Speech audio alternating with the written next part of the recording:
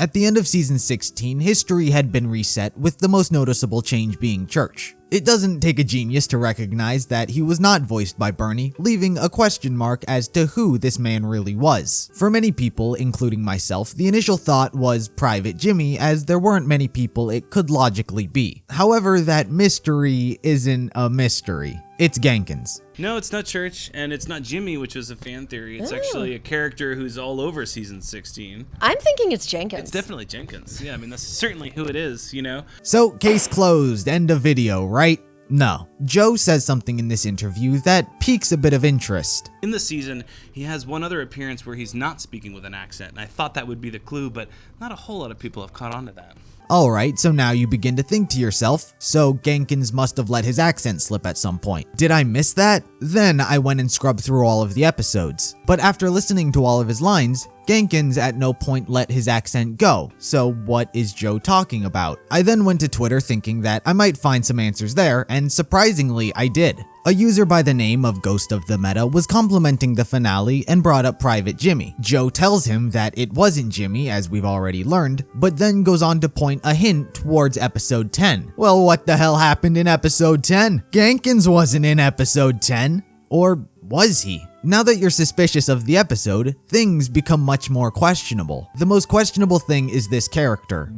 Ah, there you are. Follow me, please. You're late for your big moment. Hey! You see, now that we're aware that something is awry this episode, this became suspicious. He leads Wash into the room supposedly thinking that he's the actor, to which Wash relives his traumatic moment. Now being aware of this, I noticed the actor was already there. He's on set. There's no real need to look for the guy when the guy is where he's supposed to be. So why did this character grab Wash? As you've probably already assumed by now, this had to have been Genkins without his accent. But why did he do this? Did he want Wash to regain his memory? Was he trying to turn him evil? Did he need Wash to have his memories? Or is he bored again? This could have been set up as if Genkins knew events would play out as they did. He may have known that Wash was against the idea of time travel, so he needed to separate him from everyone so they would save him. Or there could potentially be a later plot point down the road. But after having been pointed into the direction of this foreshadowing, in hindsight, I like it, but it goes almost completely unnoticed by the audience. Had I not watched this interview or gone through his tweets, I never would have thought twice about this scene. There are way too many ways to brush it off. The average viewer will think that this guy confused Wash for the actor and so brought him to the set, and if you are somehow capable of pinpointing that this was Genkins' voice actor, Red vs. Blue has kind of trained everyone to accept when one person does multiple characters. I don't think Church and Lopez are the same because Bernie voices them, Doc and Sarge are Matt, Georgia and Palomo are Carrie. Many people voice multiple characters, so when you recognize a voice, you kind of assume that it's just a different character. When you're pointed into the direction of a clue, things become much more obvious. But naturally, very few people are gonna pick up on such a subtle and easily explained away moment.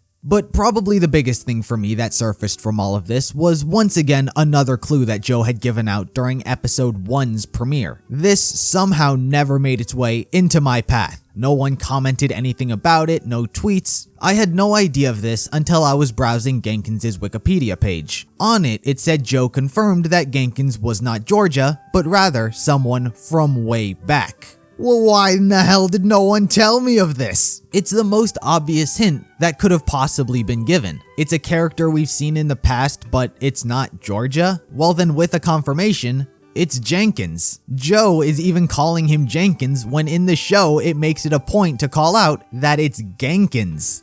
I'm Genkins with a G. It's definitely Genkins. It's definitely Genkins. It's definitely Genkins. With a G. When his character's name was revealed, I thought, really? Genkins? We already have a character named Jenkins. This will only be confusing. Had I known of this one bit of information, my entire outlook on this character this season would have been different. But first, I'm sure there are plenty of you saying, who the hell is Jenkins? Jacob J. Jenkins is a character who has only ever made 3 appearances. The first was in a series of alternate endings for season 5, which included all of the characters killing themselves, leaving no one alive, one where they're all aliens, and the one here is that Church had dreamt of everything after having been shot by the tank. Nothing had actually taken place as we've been seeing, and this is where Jenkins makes his first appearance.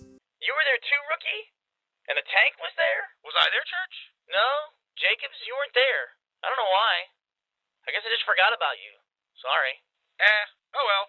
Maybe next time. But after this, they're all killed. The next time we see him is in a bonus feature in episode 1 of season 7. It's only on the DVD release, so there's no footage online of it. When Sarge reflects on how they deleted the Blues from existence and after Moto Simmons drives out, there's an interaction between Caboose and Genkins where Caboose asks if he ever wished he was on Red Team and Genkins says yes. This is also the only time we see Genkins in unique armor, which contains the CQB helmet which Genkins wears. This is why it's so easy to see that Genkins and Genkins are the same guy with that hint. And his final cameo was in season 14, episode 4. After Florida trips on the line that Vic's connected to, the reinforcements change. Genkins is on the list. This is his only canon existence in the show. So what this has effectively done is complete the trinity of time travel that was presented. It was a complaint that I had with season 16 that nothing was ever established with the time travel because everything was happening. And this, if it holds true, is the multiverse. They've been unable to change time, they've changed time, and now they've gone to another universe. Genkins has always remained a mystery to the audience simply because they never knew if he actually existed. Many people thought he was Georgia, but now seemingly Georgia is a completely different character as well. Genkins has always been part of Blue Team, so now who knows what his actual plan is now that he's part of the canon. I've seen a lot of confusion as to the end of season 16 and what it means, and I hope this at least answered some of your confusion if you had any. Genkins being Jenkins certainly does make things much more interesting than what was initially presented, but if he's gonna continue to crack crappy one-liners, then I'm not looking forward to any words that come out of his mouth. Your mean comments really hurt.